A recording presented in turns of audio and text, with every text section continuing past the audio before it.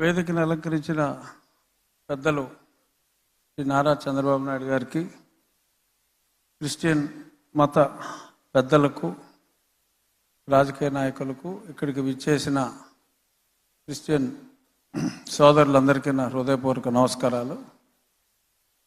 Christmas అంటేనే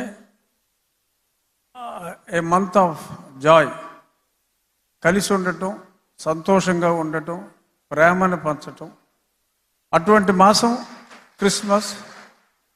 ఒక క్రిస్టియన్స్కనే కాదు, ఇవాళ ప్రపంచం అంతా కూడా ఈ క్రిస్మస్ సెలబ్రేషన్స్, ఈ డిసెంబర్ మాసం న్యూ ఇయర్ వచ్చే వరకు కూడా ప్రేమను పంచు, 10 మందికి నీకున్నదాన్ని పంచి కలిసి ఎంజాయ్ చేయటం అంటే వేరే రకంగా కాదు. ఎంజాయ్ అంటే ఆ టుగెదర్నెస్లో, ఆ కలిసి ఉండటంలో మాధుర్యాన్ని అందరూ అనుభవించాలి అనేది ఈ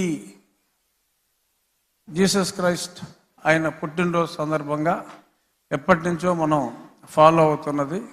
అది నేను క్రిస్టియన్ కానప్పటికీ కూడా క్రిస్మస్ అంటే సరదాగా స్నేహితులందరూ కలవటం, అది ఎప్పుడు జరిగేదే. ఇక్కడ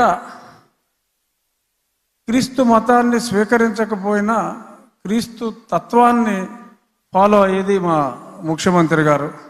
ఎందుకంటే జీసస్ క్రైస్ట్ చెప్పింది, తనను తాను తగ్గించుకున్నవాడు హెచ్చింపబడుతుడు, అంటే హెచ్చించుకున్నవాడు తగ్గించబడుతుడు. అలాగా మరి ఎప్పుడూ కూడా ఎటువంటి స్టేటస్లో ఉన్నా ఆయన తగ్గించుకునే వ్యక్తి చంద్రబాబు నాయుడు గారు. మరి ఆలస్యంగా అయినా మరి మీరు గుర్తించారు. అలాగే ప్రేమని పంచేది క్రీస్తు తత్వం, పగను తుంచేది క్రీస్తు తత్వం. మరి దానికి ఆపోజిట్గా చాలామంది రాజకీయ నాయకులు ఉన్నారు సమకాలీన జీవితంలో. కానీ ఎటువంటి అంటే జీసస్ క్రైస్ట్ని మనం క్షమాగుణం అనుకుంటాం. మరి చెప్పాలి అంటే మా ముఖ్యమంత్రి గారికి ఉన్న క్షమాగుణం నాకు తెలిసి ఈ సమకాలీన రాజకీయ నాయకుల్లో ఎవరికీ లేదు. అంచేత though he did not get baptized, he is the true Christian.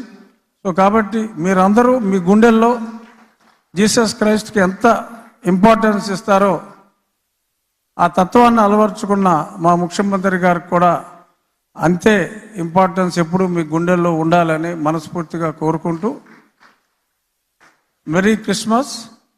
Let us enjoy the Christmas till January 1st. Thank you. Thank you so much sir. ఇప్పుడు క్వైర్ వారు మనల్ని ఒక పాటలో నడిపిస్తారండి. తర్వాత మన ముఖ్యమంత్రి వర్యులు శ్రీ నారా చంద్రబాబు నాయుడు గారి క్రిస్మస్ సందేశాన్ని మనం విందాం. దానికి ముందు క్వైర్ వారు మనల్ని ఒక పాటలో నడిపిస్తారు.